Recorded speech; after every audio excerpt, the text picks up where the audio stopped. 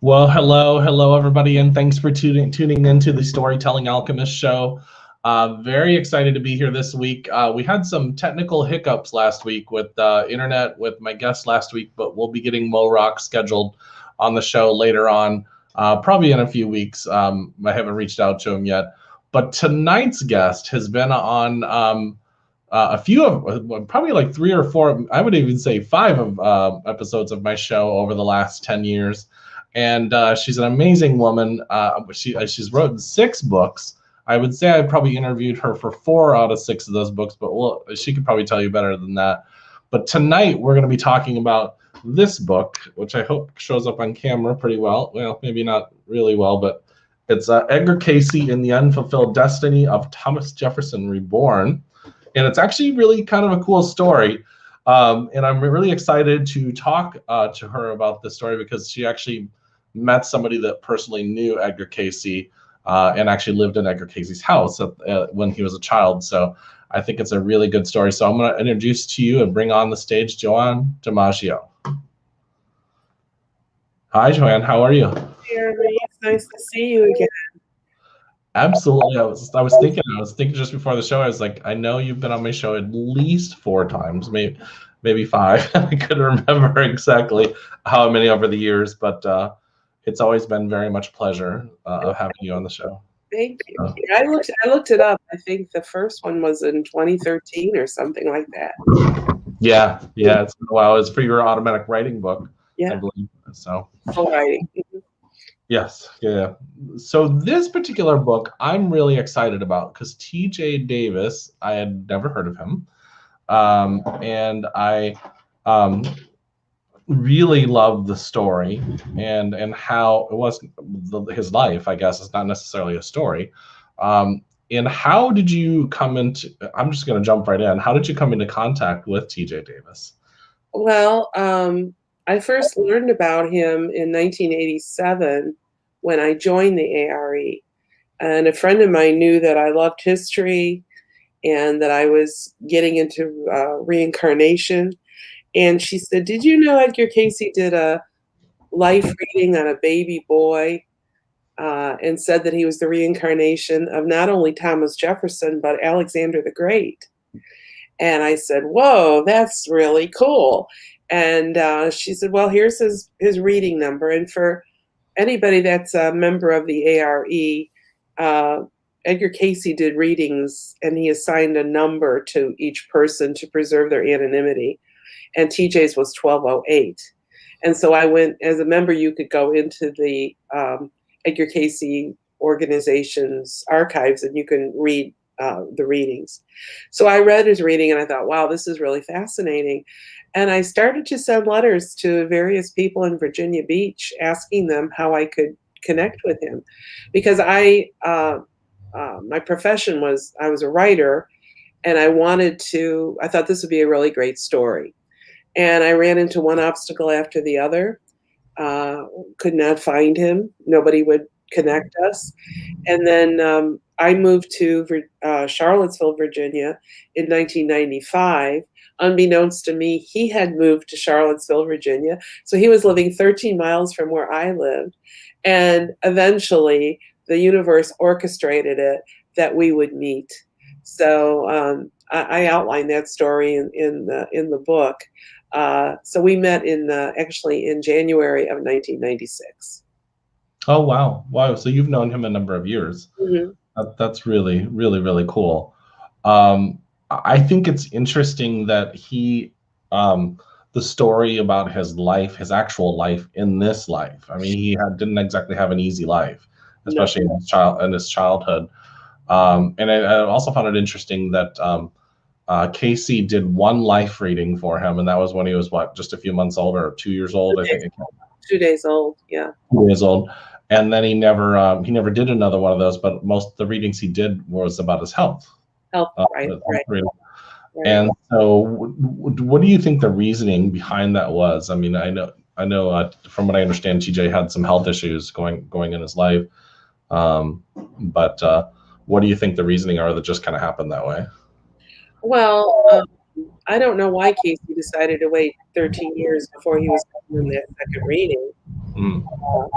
But in between, he had many health readings. His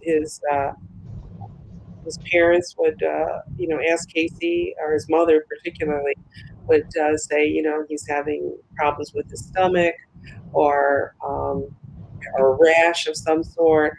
And because Casey was known, he was known as the father of holistic medicine.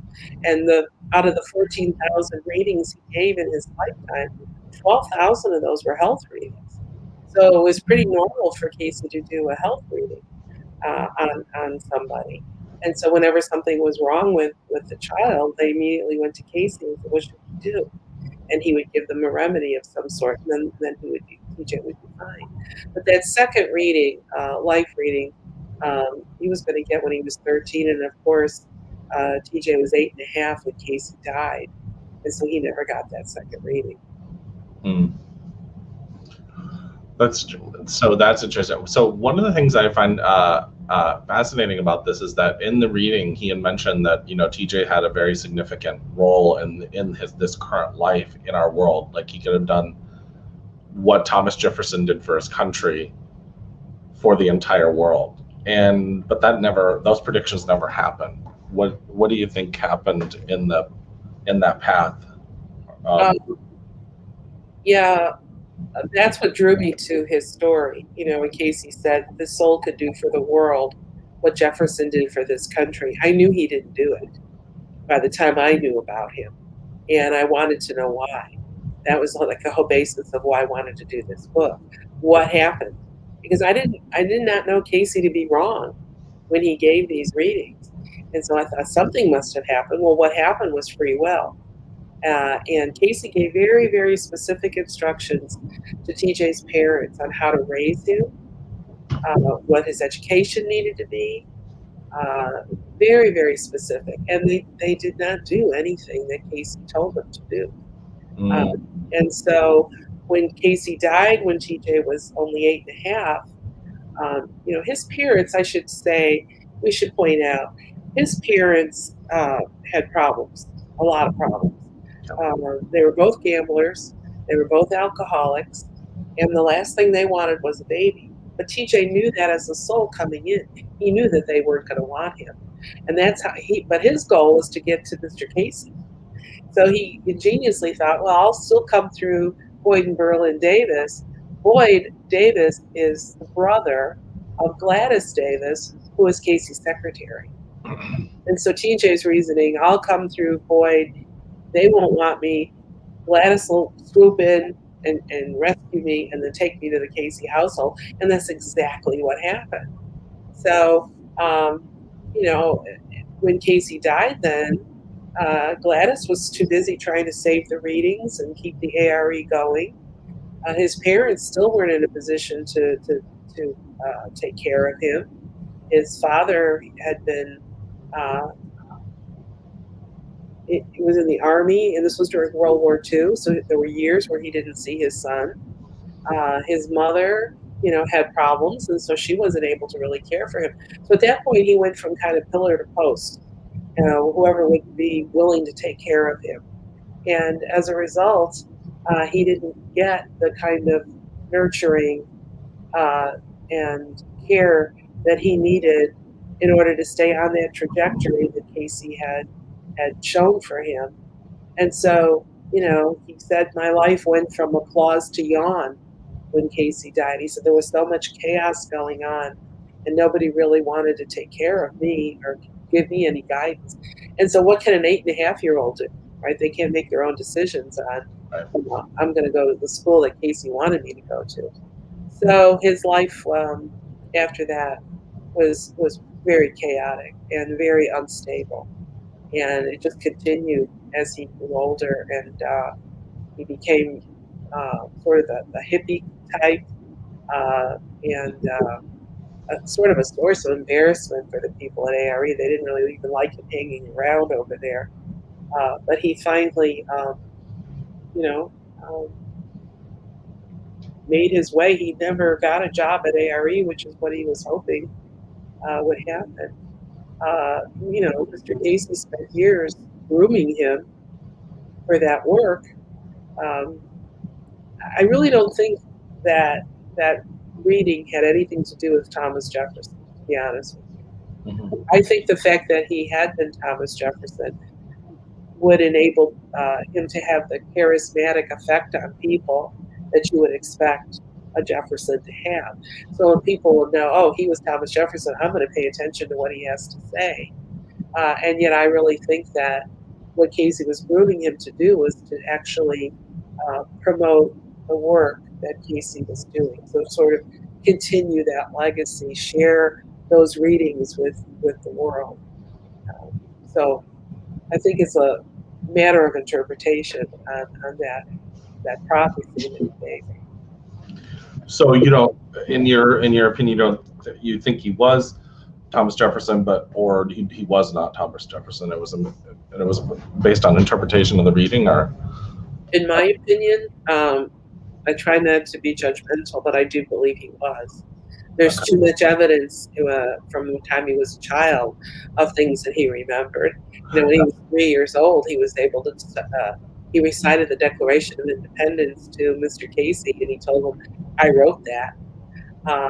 And all through those years, people at the ARE were watching him carefully for signs, that he had this past life.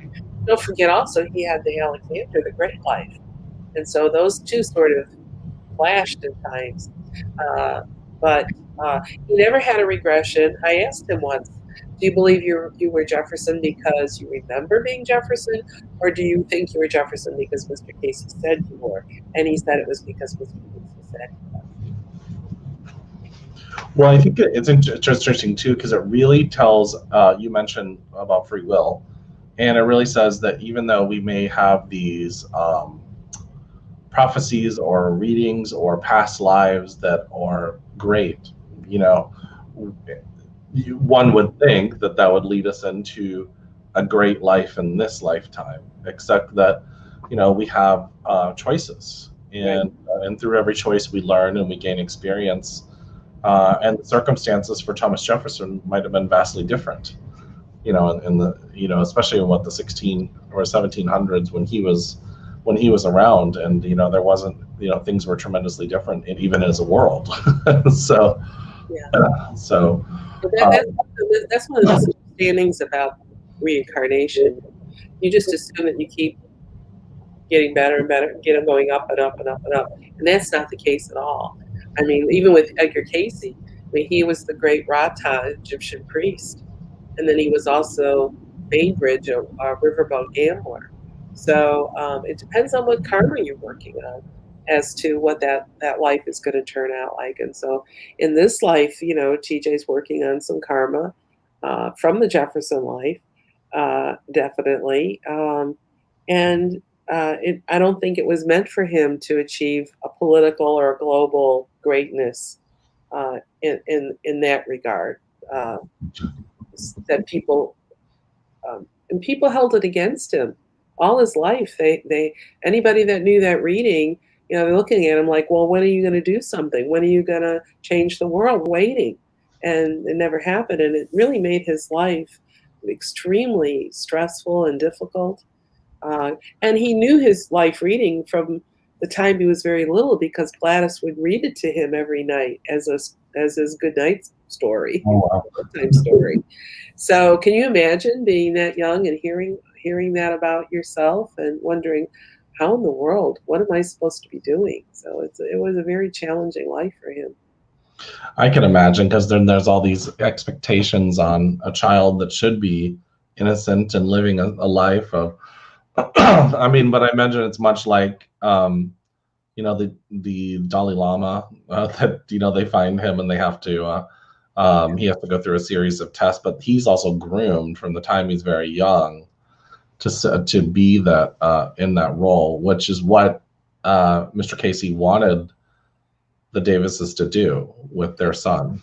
Yeah, and every chance he got, Mr. Cayce would work with TJ.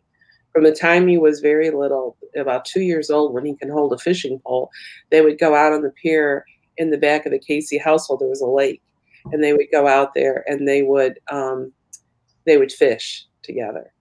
And there's some beautiful pictures of the two of them out on the pier.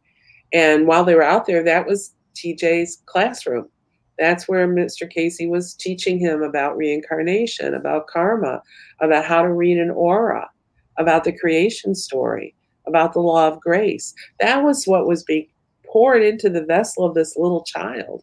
And so you can see that everything that Cayce was teaching him had nothing to do with politics, nothing to do with Jefferson, but it had everything to do with the work that Cayce had started. And, Jeremy, TJ has always said to me that, Joanne, all of humankind's questions have answers in those readings, if only people would bother to read it and learn about it. So I really think that was the trajectory that he was initially put on, and why he read all the readings. He would sit there, and as soon as he could read, he was very interested in the reading. And the readings are not easy to read. They're not easy to understand the language that they're in. So yeah, I mean, I think he was all about Team Cayce, and who knows if he had a place at ARE, at a young age, and was able to share all the wisdom that Mr. Cayce shared with him. Who knows what his life would have turned out like, and what our lives would have been like, how that would have impacted people that would hear him speak. Yeah, absolutely. Absolutely. And I just want to mention, for the people that are watching, if you ever get the chance to be a member of the Cayce Institute, I believe you can even get the readings online these days. Yes. When I had my membership, I was living in Virginia Beach, and I would go to the library, and so, which is an incredible experience. Yes. So, but there is some very powerful. I mean, obviously, I didn't get to read. I lived there for a year, so I didn't get to comb through as many of the readings as I would want to. But it was pretty incredible. But back to TJ, I was just thinking, because in the story it talks about, or in the book it talks about, after he was in the service, he started traveling through Europe, and then started triggering memories from another life of Alexander. Right, exactly. He was in the Marine Corps, and when he got out, he found out about the GI Bill, and a friend of his told him, and he stayed in Perugia, Italy, and he attended the university there, which was a university that was more of an artistic curriculum. And then he just started to travel around. But the first time that he did, after that, when he was back at the beach, he and his friends used to work all summer, come up with ways of making money, and then they would travel, where they'd buy a ticket and go somewhere. So one year, one of his friends said, well, instead of us going to Florida, we'll buy tickets for different places, and we'll put them in a basket, and then you pick one, and that's where you're going to go. So TJ pulls the one from Luxembourg. And he said, I don't even know where that is. I don't know anything about it. But he goes out there, and he realizes when he gets off the plane that he doesn't want to stay there. So he tries to read the bulletin that tells you all the other flights and where they're going. And a young man comes up to him, and he says, you can't read anything, can you? Because he didn't understand the language. And he said, no. And he says, well, I'm a student at NYU. Why don't you come home with me? I live in Greece. You could stay with us for a while and figure out where you want to go. So he goes with him. And as it turns out, this young man was living in the house. His father was the mayor of Thessaloniki, and he's living in the house that Aristotle lived in. Now, Aristotle was Alexander's teacher. And so here's TJ living in the house, staying in the house that Aristotle lived in, that Alexander had frequented during his lifetime. So that was the first of many, many instances where the lifetimes would overlap, especially the Alexander life. And then he traveled all through Europe, and Gladys told him later, she said, you didn't realize it, but you were following the exact path that Alexander took when he conquered that part of the world. So it's fascinating to read about the places that he went and the adventures that he had while he was there. It is always a really interesting when souls do that path and kind of go on this trajectory. Mm-hmm. Yeah, I was just thinking about this. Do you think that Cayce and TJ had past lives together? Absolutely. Absolutely. That's the reason that TJ was drawn to come in and wanted to be in the Cayce family, because they had been together. So Edgar Cayce and Gladys Davis and TJ and his parents, they're all part of the same soul family, because as souls we travel together from lifetime to lifetime to lifetime as almost like a pod. But we change our roles, we change our gender, but it's still the same group of souls. And so TJ wanted to be in that group again. But he said by the time he looked down for Mr. Cayce, he was too old and he wasn't having any children. And he thought, well, I'll come through Gladys. But Gladys wasn't married or having children. So then he ended up coming through Gladys's brother. But they used to talk about their lifetime in Egypt all the time. Cayce would explain to TJ how they constructed the pyramids. They were together in many, many, many other lives. And he said they would just sit there and talk about it. Like, do you remember when this happened or when we did this? And TJ said we sounded like we were 10,000 years old. He said, because we were,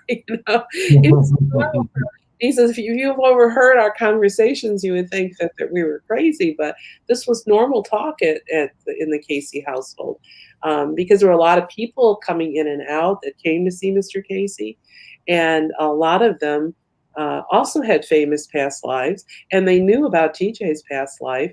So here he's living in a household. He's growing up in a household in which reincarnation is talked about as if it's just totally normal. Right, yeah. He didn't realize that other children were not being brought up like that until he got a little older and he made friends, and he went to their houses and realized, they don't see the things that I've seen. They don't see fairies at their garden, and they don't see little girls playing the violin on the pier that I could put my hand through, or levitation, or anything like that. So it was a very enchanting childhood, but he did not, I would say, grow up the way the average Johnny down the street did. That's always a really cool story. I've known people that lived, their parents were spiritualists, and they lived with the idea, one lady in particular I know was 80 some odd years old, and from the time she was born, her parents were spiritualists, so she was around mediumship her entire life. So could you imagine, I didn't have that, growing up, but just imagine living in that world, although going to friends' houses and talking about reincarnation back in those days with the Christian families probably wasn't exactly. And he said that when his friends' parents would take him home, they would drop him off a block before the Cayce household because they were afraid of it, of going anywhere near it. Because here's a sign outside that says Association for Research and Enlightenment. They're going, what's this? So they would never take him to the front door. That's funny. Yeah. Well, it's funny and sad. It's funny now. It probably wasn't funny back then when he was going through it. So, because that's probably very detrimental to him. So, in the end of the book, there's kind of an interaction between, or his dad talking about, I guess, all the things he could have done better as a father, I guess, and the amount, him and his mother potentially getting back together before he died, and then his mother dying, I think, in 1978, if I believe, later on. Was there ever any? It doesn't sound like there was ever any type of healing between him and his father, in his lifetime. No, not really. They didn't. There were years where they didn't even see each other, and you know, I mean, there was some communication and writing letters and stuff like that. But his father was also ill quite a bit. He was in and out of hospitals with tuberculosis and severe back problems. And, uh, you know, and his father was constantly traveling looking for work. And he was in this city and that city and this city and that city. So, um, you know, it was hard for them to maintain any kind of a relationship. His mother usually was around Virginia Beach, or her mother was in Ohio, so she had relatives there, so they would sort of bounce back and forth between the beach and Ohio. But if TJ had his choice, he would have always chosen to stay with Gladys. To him, that was his home base, and he preferred that life to be near Mr. Cayce when he was alive, and Mrs. Cayce, to anything else. Yeah. So, in the end of the book, you talk about a letter from, and this maybe is the same thing, but you talk about a letter TJ wrote in the 70s. And you talk about if anybody was ever to judge him, let the contents of this letter come into consideration. What something moved you in that letter? What? Excuse me. Yeah, I mean, you'd have to listen to TJ speak to know how moving he is, how mesmerizing he is. He had gotten a really, I think, bad reputation, um, and yet if you just look beyond that, look beyond the things that you know he may have done or may not have done, or the lifestyle that he chose, or whatever, and just get to the heart of who he is. That it's all about love, and it's all about really uh, talking about the Cayce work, talking about things that he learned at the foot of the master, so to speak. And I think that came out in that letter, and I think that that letter is who he is. So if you're going to judge him based on what he wrote himself in that letter. The people in the, you know, he's still alive. He's still with us. He'll be 85 on the 21st of this month. He lives here in Charlottesville. It's not too far from me. I just spoke to him tonight. Uh, and but the people that have had the privilege of hearing him speak, being in his presence, it's changed their lives. He's that powerful a presence, um, but in a very humble way. You know, he's not the kind of guy that goes around and goes, "I was Thomas Jefferson." He never ever says that, or "I was Alexander the Great." Uh, you know, he's very humble in that regard, um, and he recognizes the karma from those lifetimes that he's working on now. I mean, the whole issue of money, that Jefferson died bankrupt. TJ owns some land here in Charlottesville area, but he's living somewhat in abject poverty. Uh, he doesn't have a computer. He doesn't have Wi-Fi service. Otherwise, I'd have him on with me at some of these programs. But uh, you know, so he doesn't have much, and he never complains. Never complains. So I think he's gotten a bad rap, and I'm hoping that the book will have the effect of vindicating him in a way, so that people understand. Yes, Casey said if these great things could happen because of him, but yes, he had free will, and things happened. You know, his parents made decisions and took him off that trajectory. And yes, he could have gotten back on board if he had chosen to when he was an adult. But there's circumstances that come up in anybody's life that puts you in a different place. So I just wanted everybody to know what the true story was, which is why everything that's in that book is based on the information that's in the archives in the Edgar Cayce Foundation. So it's all based on historical documentation and his stories that he shared with me. Wonderful. I mean, I'm really excited. I've put a comment up here that somebody made such an amazing story. I have to add your book to my reading list. Thank you, Joanne and Jeremy. Thank you. And with that being said, everybody, Joanne's website is here on. It's also in the description of the show. But really quick, it's joannedimaggio.com, and I'm assuming that that's where his book is at. But I'm also going to do a really quick screen share here really quick, because I'm going to show you her website really quick. And I imagine his book is in here, right? Under more media and books. And so it's joannedimaggio.com.